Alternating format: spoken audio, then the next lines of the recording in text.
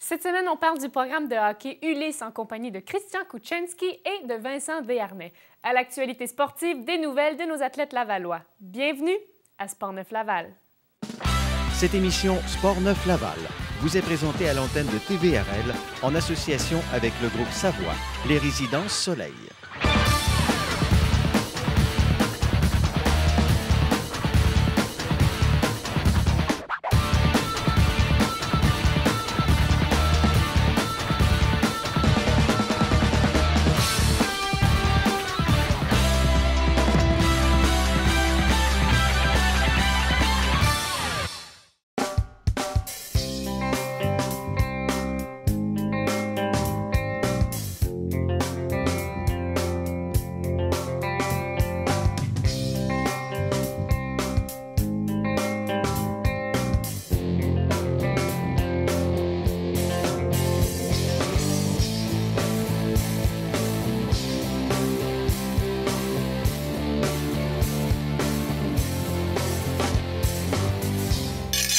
En studio avec moi aujourd'hui, Christian Kouchenski, l'entraîneur adjoint et tuteur des moins de 19 ans 3A du programme Ulysse de l'école secondaire de l'Odyssée à Terrebonne. Également, Vincent Desharnais, un joueur de l'équipe, un défenseur de l'équipe des moins de 19 ans. Bonjour, messieurs. Bonjour. Vous allez bien? Oui.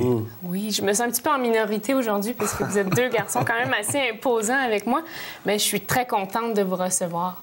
Alors, aujourd'hui, on parle du programme Ulysse. Donc, tout d'abord, je me demandais, qu'est-ce que c'est exactement ce programme Ulysse? C'est un programme préparatoire scolaire. Donc, on prépare les jeunes joueurs à travers un programme scolaire et à travers son sport, qui est le hockey, à devenir vraiment axé sur les études pour lui permettre d'avoir une meilleure visibilité à travers soit la ligne junior majeure ou les prep schools américains. Prep School. Alors, c'est un terme qu'on a utilisé beaucoup. Prep School, on peut dire, c'est une école préparatoire. C'est bien ça? C'est Prep School, c'est préparatoire scolaire, effectivement, oui. Et puis, qu'est-ce que c'est exactement la définition de ça? Tout est vraiment axé sur leur étude. Donc, ils doivent. C'est pas un sport-étude, mais bien un étude-sport. Donc, il faut vraiment qu'ils excellent au niveau de l'école pour pouvoir lui permettre de pouvoir être sur la glace avec leur équipe, assidus aux pratiques. Donc, si jamais ils ont un retard au niveau scolaire, ils sont retirés du programme hockey, ils vont aller en récupération en classe pour vraiment se mettre à jour. Et non l'inverse. On ne donnera pas la note de passage pour faire partie de l'équipe de hockey. Là, donc, on peut dire que c'est vraiment ce qui différencie un sport-études d'un études-sport. Exactement. C'est que nous, c'est vraiment maximisé sur l'école, sur les études. Et puis, en quelle année est-ce que le programme a été fondé? Le programme a été fondé dans les années 2007 par un dénommé M. François Marcoux, qui est surnommé affectueusement le fou du village, parce que quand il a parti ce programme-là, peu de gens croyaient à sa réussite. Puis, en mettant toute son idéologie à travers ses idées de grandeur, qui a fait que ça a pris une ampleur où ce que c'est rendu présentement, il y a eu d'autres écoles qui sont jointes à ce programme-là. Et on peut dire aujourd'hui, c'est rendu un programme de grande envergure avec combien d'écoles privées et publiques qui sont là? Effectivement. Là, présentement, on regroupe la ligue qui s'appelle la ligue LHPS. OK. Présentement, on regroupe 9 écoles privées, 4 écoles publiques.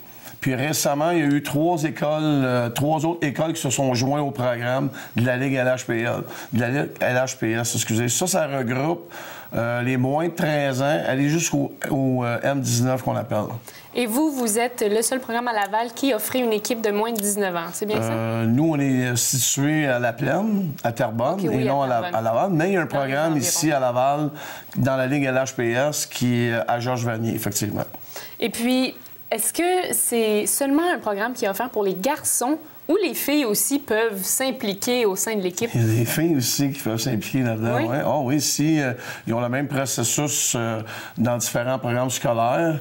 Ils ont le même processus. Donc, s'ils sont sélectionnés dans l'équipe, il va y avoir aussi des filles qui participent. Mais je crois qu'il y a des filles dans la Ligue LHPS. Ouais. Et la Ligue LHPS, c'est la Ligue de hockey préparatoire scolaire. Exactement. C'est bien ça? Ouais. Je ne me suis pas trompée. Non, c'est parfait. Et puis, vous avez environ 31 équipes et c'est dans 14 régions du Québec. C'est bien ça? Exactement. Est-ce que vous évoluez aussi avec d'autres ligues ou contre qui les joueurs y jouent? Bien, c'est sûr que chaque école qui regroupe qui sont dans le programme, eux vont faire ce qu'on appelle en termes anglophones un showcase, une visibilité qui vont sortir à l'extérieur du Québec. Mais la plupart de leurs matchs dans la Ligue l'HPS et jouer contre des écoles du Québec. Mais toute école peut avoir une participation à l'extérieur du Québec. À l'extérieur du Québec, ça inclut les États-Unis. Exactement, oui. Et puis maintenant, j'aimerais avoir le côté du joueur. Donc, Vincent, oui. Lors des voyages comme ça, est-ce que c'est difficile de jumeler les études et le sport en même temps? C'est sûr que c'est difficile, mais nos coachs nous aident. On est obligés de faire 1 heure d'études pour aller là-bas. Par exemple, on va aller à Boston, ça va être 5 heures. Fait que sur les 5 heures, on va être obligé de faire 1 heure d'études. Puis en revenant, on va être obligé de faire 1 heure d'études, donc 2 heures pour la fête de semaine au complet. Donc oui, c'est difficile, mais on a de l'aide. Puis nos professeurs aussi, ils sont plus conscients. Donc, ils vont faire une récup spéciale pour nous autres, vu qu'ils savent que, par exemple, on va manquer une après-midi ou 2 périodes. Donc, c'est difficile, mais le programme il est adapté pour ça, puis on s'habitue. Alors, les professeurs sont vraiment impliqués à ce que je comprends bien. Ouais. Chaque joueur qui quitte pour un long voyage doit absolument aller voir son responsable à l'école. Nous, on a la chance d'avoir une dame qui s'appelle Marie-Claude, qui s'occupe des joueurs, qui encadre les joueurs. Ils doivent aller chercher leur feuille rose pour pouvoir, à ce moment-là, lorsqu'ils vont revenir du voyage, s'assurer qu'ils n'ont pas rien manqué. Qu'est-ce que c'est, cette feuille rose, exactement? Ça, c'est une feuille rose que tu vas faire signer les professeurs. Puis ils vont t'écrire ce qu'il faut que tu fasses. Puis ensuite, tu vas l'apporter à notre conseillère, dans le fond, Marie-Claude Barry. Puis ensuite, après le voyage, on va la reprendre, puis on va faire signer les professeurs pour dire qu'on a fait le travail demandé. Puis si jamais on n'a pas fait signer la feuille rose, on part pas en voyage. Parce qu'on n'est pas sûr si on avait des choses importantes à faire pour l'école. Et puis, vous offrez, il y a des récupérations, est-ce que j'ai bien compris? Est-ce qu'il y a d'autres choses que les enseignants offrent pour aider ou les récupérations, c'est vraiment... C'est sûr, oui, c'est récupération, mais c'est sûr que le système de email, des courriels, ça, c'est vraiment accessible. C'est intéressant pour ça. Excellent. Alors, les professeurs sont vraiment présents. Messieurs, je vais vous arrêter pour quelques petites minutes. On va faire une courte pause. Restez les nôtres, ça sera pas bien.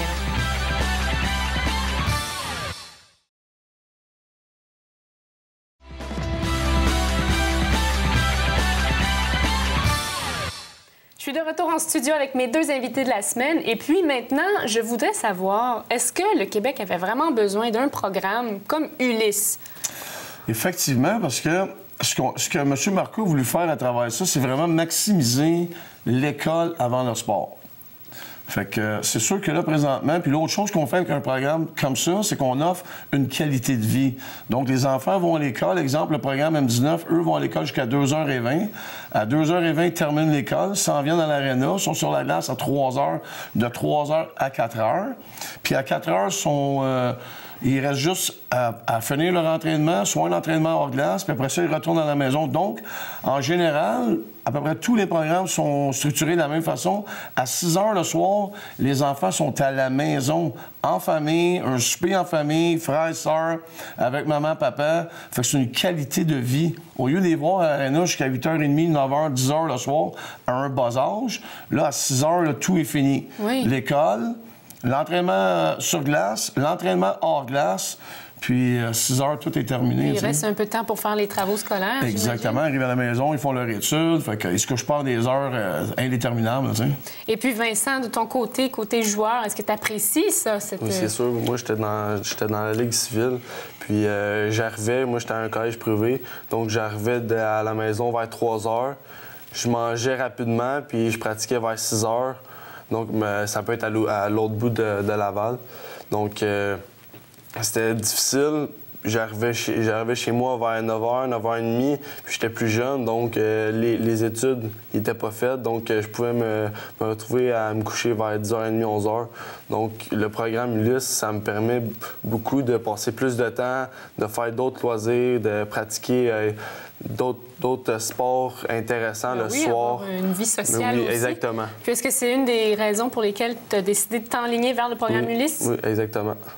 Oui. Exactement. Puis aussi, c'est eux pour le hockey, mais surtout parce que si j'aurais monté dans le calibre, par exemple dans ma ligue civile, je pense pas que l'étude aurait été de mise pour jouer au hockey, tandis que ce que le programme Ulysse, il m'offre. Et puis, le programme Ulysse, vous êtes au niveau secondaire. C'est bien ça pour les écoles secondaires? Exactement. Est-ce que vous prévoyez peut-être vous enligner vers l'université ou le primaire? Ou... Oui, là, présentement, on a parti un programme primaire on avait commencé ce qu'on appelle une chose embryonnaire. Cette année, avec certaines écoles avaient embarqué là-dedans, avaient adhéré. Là, il y a eu, cette année, ils ont confirmé que l'année prochaine, il va y avoir un programme primaire. Autrement dit, c'est 4e primaire, 5e primaire, 6e primaire qui vont commencer là-dedans. Fait que ça va être le fun. Puis éventuellement, ils sont en train de regarder pour passer un programme universitaire. Universitaire. Oui. Donc... Pour prolonger, exemple, les joueurs qui décident soit de pas aller aux États-Unis, qu'eux auraient plus un intérêt à rester au Québec, mais on pourrait quand même continuer dans ce même lancer-là. Donc, on peut dire le programme débuterait à partir de 9 ans et puis ça pourrait se prolonger au-delà de 19 ans. Exactement, exactement. Après le cégep, on pourrait le continuer parce que présentement, ce qui manque dans le réseau, c'est vraiment avoir plus de programmes universitaires, un peu comme McGill, Trois-Rivières, où ce qu'eux ont des équipes universitaires. Fait que c'est sûr qu'en ayant un autre programme additionnel, on pourrait créer une ligue universitaire ici au Québec. Fait qu'on pourrait, garder les joueurs ici au Québec au lieu qu'ils s'exproprient tous aux États-Unis. C'est vrai. Parce que là, on perd beaucoup de joueurs à travers les États-Unis. Des bons talents. Exactement. Puis des bonnes personnes de demain, tu sais. Soit des médecins, des avocats, peu importe dans le domaine qu'ils étudient. Mais ce qui arrive, c'est qu'ils s'en vont aux États-Unis. Généralement, ils vont avoir leur carte verte, ils vont rester aux États-Unis et ils ne reviendront jamais au Québec, tu sais. Parfait. Eh bien, messieurs, c'est tout le temps qu'on avait. Je vous remercie beaucoup. Bien, merci à vous. Pour plus d'informations, où les gens peuvent se diriger? Ils peuvent aller sur le site Internet du programme, soit de la Ligue LHPS ou directement sur www.ulyssprepschool.com. Excellent. Bien, merci, messieurs. Merci à vous. Et merci. Puis, on se laisse sur quelques images de l'école Ulysse.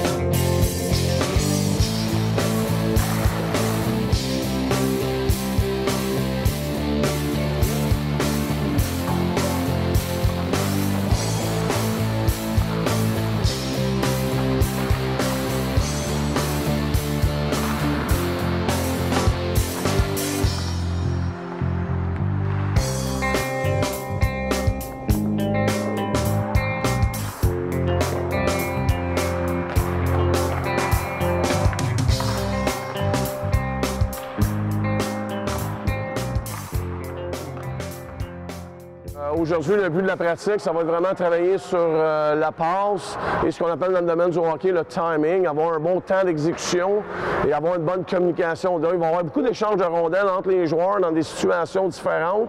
Mais ce qu'on veut surtout travailler aussi, c'est sur l'exécution. La prise d'info, reconnaître le joueur où il est placé et le joueur se positionner correctement dans la zone offensive, prendre un bon lancer. Donc, il y a beaucoup de joueurs en mouvement, ce qui est très, très difficile pour les joueurs pour prendre l'information. Fait que c'est le but de la pratique d'aujourd'hui. Tu vas venir ici à l'entour du cercle, il va te faire la passe. Tu vas aller, tu vas redonner la rondelle en bas, il va te la redonner et prendre un lancer. Au même moment, le joueur qui est ici, quand tu as redonné la passe ici, en plein centre, tu vas t'emmener à l'intérieur, faire un figure eight, over speed, tu vas recevoir une passe et aller lancer. Le joueur, tu vas descendre un puck down low, le joueur, tu vas aller around the circle, tu vas aller prendre une shot. Après ton lancer, you move up. Le joueur ici s'en va chercher une rondelle en bas, la donne au joueur, lui la redonne, fait une passe dans l'eau, il la redonne, tu t'en vas prendre un lancer. À l'entour du cercle, lui fait le tour, il te donne un puck, tu la redonnes au joueur en ligne, il te la redonne et tu vas prendre un lancer.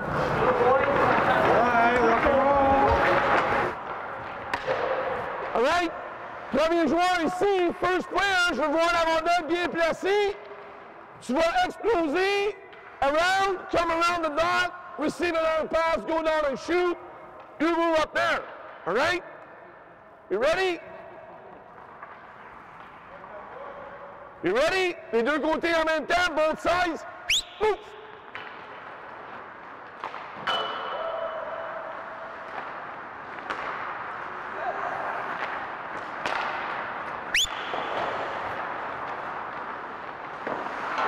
Le joueur ici, tu es en reconnaissance.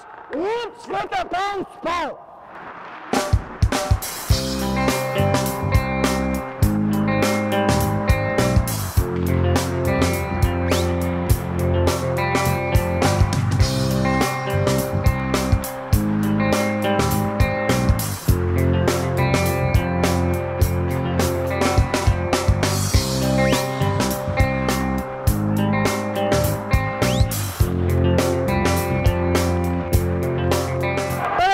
Overspeed around the dot, all right? We want to see you move your feet.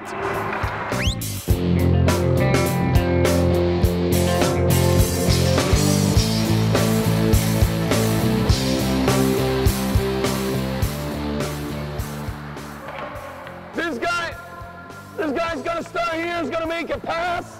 You pass it back, pass, pass. I come around here, over, receive a pass, pass, pass, pass, take a shot. All right? This guy here, after he gives me the puck right in the middle, this guy explodes here, comes here with speed, here, here, explodes, receive a pass, goes down and shoot.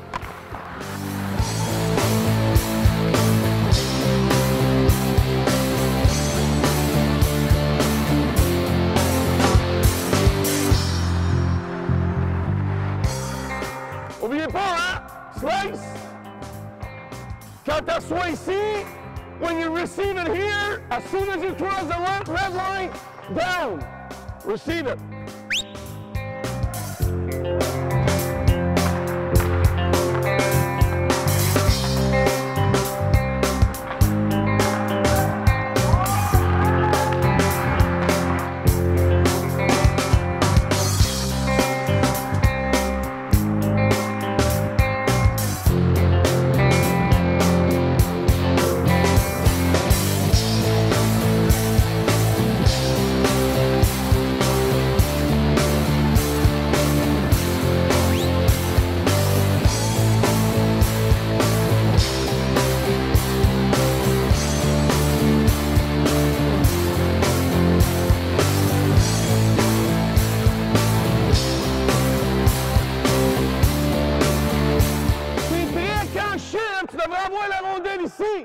Parce que c'est en mode exécution.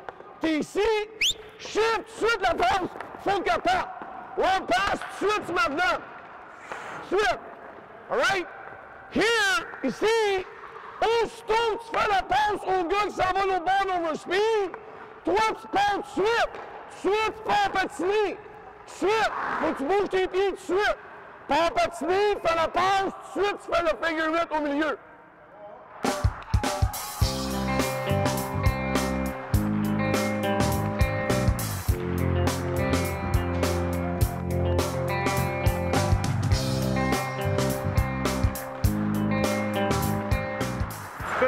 Quand tu fais ta pause, tu t'en viens de l'autre côté en overspeed, tu descends plus bas, tu es trop haut. Trop haut, tu n'as pas une bonne angle. Et l'autre chose, la passe que vous faites, quand le gars il sort du 8, vous faites la passe, direction opposée, là, je vous dirais 3/4, 80%, c'est d'un patin ou en arrière. Place la rondelle en avant. La chose la plus difficile au hockey, c'est un gars qui s'en vient face à toi en overspeed. Il faut que tu fasses une passe dans le sens opposé. Place la rondelle à la place en avant, il va aller la chercher. Place la rondelle dans l'espace libre. Pas besoin d'y envoyer une garnotte directe. Souvent, ce que vous faites, c'est que vous l'envoyez d'un patin. Là, il est obligé de ralentir. Vous laissez la rondelle en avant, place. All right? Change de côté.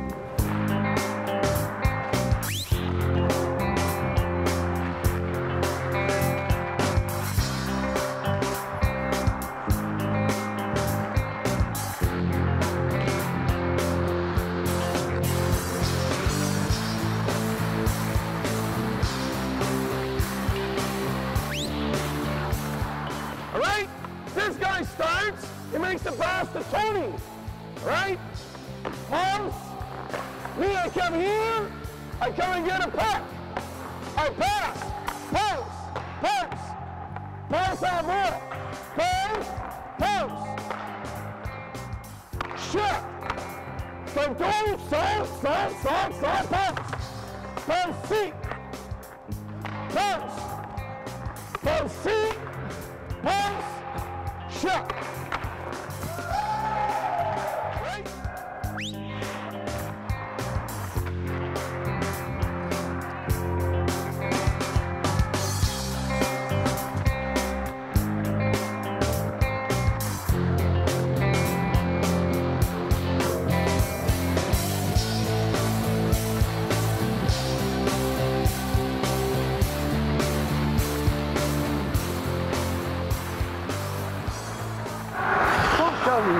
Je sors avec Carl. Moi, je loue après.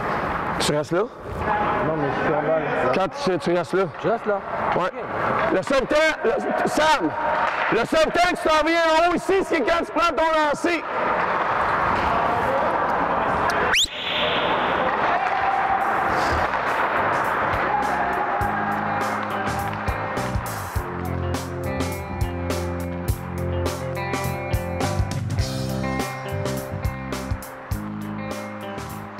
C'est faire bouger les passes vraiment rapidement. Puis l'autre chose, la communication. C'est ça le but de la vraie, all right?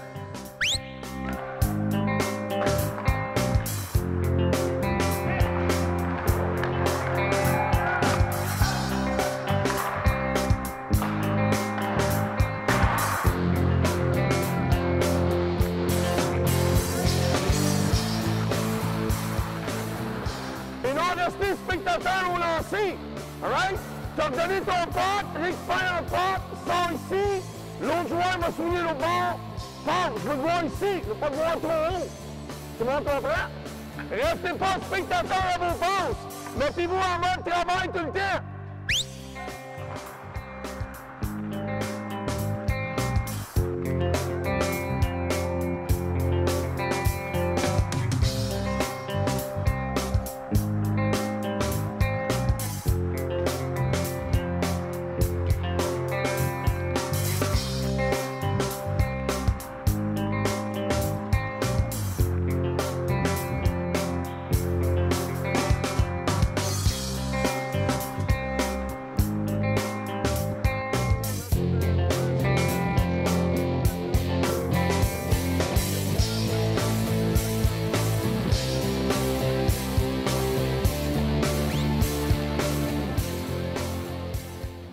Aujourd'hui, je suis très satisfait de la pratique qu'on a eue ici aujourd'hui.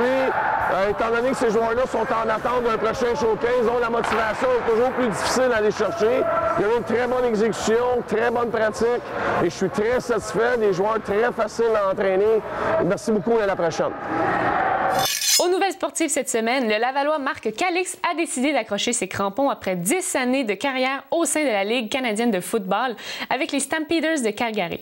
Réclamé en première ronde, 7e au total au repêchage de la LCF en 2003, Calix s'avérait le vétéran des unités spéciales chez la formation albertaine. L'athlète de 34 ans affirme que ses 10 dernières années à Calgary ont été fantastiques. Il a connu une belle carrière, mais sa dernière blessure au genou l'a fait beaucoup réfléchir. Marc Calix a pris part à 147 rencontres en saison régulière ainsi qu'à 9 matchs des séries éliminatoires. Il a fait partie de l'équipe championne de la Coupe Grey en 2008 face aux Alouettes de Montréal. Calix s'est illustré au sein des unités spéciales, totalisant 91 plaqués en carrière. Il a également réussi 25 plaqués en défensif et recouvré 2 échappées. Parmi les déceptions, il évoque la défaite de la Coupe Grey face aux Argonauts de Toronto le 25 novembre dernier. L'ancien porte-couleur des Patriotes de Vimont-Hauteuil, des Broncos de Duvernay et des Vikings de Laval-Nord n'a aucun regret. Sans les entraîneurs de Laval, il dit qu'il n'aurait probablement jamais percé dans la LCF. Même s'il pratique plus ce sport, Calix dit qu'il n'a pas l'intention de couper les ponts avec le football. Il aimerait bien imiter Danny Desrivaux et devenir entraîneur pour une équipe universitaire ou une équipe de la LCF. Il veut aider les jeunes à devenir meilleurs. Il aimerait même en aider quelques-uns à passer vers le parcours professionnel. Il entraîne déjà des joueurs de la LCF ainsi que des jeunes chez Atlantis. Depuis maintenant 1993, les athlètes ainsi que les entraîneurs lavallois peuvent obtenir un laurier d'or s'ils réussissent à atteindre les objectifs personnels qu'ils se sont fixés lors de leur participation aux Jeux du Québec. Au total, ce sont 47 athlètes et 5 entraîneurs qui ont été récompensés pour leur brio à la 48e finale des Jeux du Québec à Saguenay. Les lauréats ont reçu un certificat ainsi qu'un médaillon avec le logo de l'équipe Laval. Avant le départ à Saguenay, les athlètes avaient rempli un questionnaire avec leur entraîneur pour indiquer leur rang ou les performances qu'ils aimeraient atteindre. Selon Joël Savoie, près de la moitié des athlètes ont remporté un laurier d'or. Le chef de mission n'a pas caché l'importance accordée à ce laurier. C'est une source de motivation pour les athlètes. Ce laurier d'or vise à reconnaître le succès et leurs efforts. Toujours selon M. Savoie, par ce programme, Sport Laval veut mettre à l'honneur le dépassement de soi en soulignant les performances des Lavallois s'étant distingués aux Jeux du Québec, et ce, bien au-delà des récoltes des médailles. La formation féminine des Nomades du Collège Montmorency, dirigée par l'athlète de l'année Guillaume Giroux, ont mis la main sur la médaille d'or du basketball collégial de Division 1 le 16 mars dernier à Truro, en Nouvelle-Écosse. Les Nomades ont surpris les Blues du Collège Dawson par le pointage de 58-42 en grande finale de l'Association canadienne du sport collégial. Il s'agit donc d'une 7e conquête, la dernière remontant à 2011. Rappelons que les représentantes de Dawson ont été parfaites en saison régulière. Elles ont encaissé 2 défaites en séries éliminatoires face aux Lavalloises. Les Nomades ont excellé au rebond, totalisant un pointage de 45-28. Elles ont amorcé leur parcours avec une victoire de 67-44 sur les Mystiques de Saint-Vincent de Halifax le 14 mars. Gladys Hakizimana a brillé en comptant 18 points lors de la victoire. De plus, Shebaka Taylor a amassé 4 points et 4 rebonds. Le lendemain, Gladys a dirigé l'attaque des Lavalloises en marquant 11 points dans un gain de 73-56 sur les Old Broncos de Collège Calgary en demi-finale. Au terme du championnat canadien, Marika Guérin et Gladys Hakizimana ont été choisis au sein des équipes des étoiles de cette compétition d'envergure. C'est déjà tout pour cette émission de la semaine. Vous avez des commentaires, des suggestions à nous faire parvenir? Eh bien, n'hésitez pas à le faire par téléphone au 450-973-8005 ou par courriel à info@tvrl.ca. Ici Sarah Bibeau, je vous remercie d'avoir été des nôtres et je vous dis à la semaine prochaine.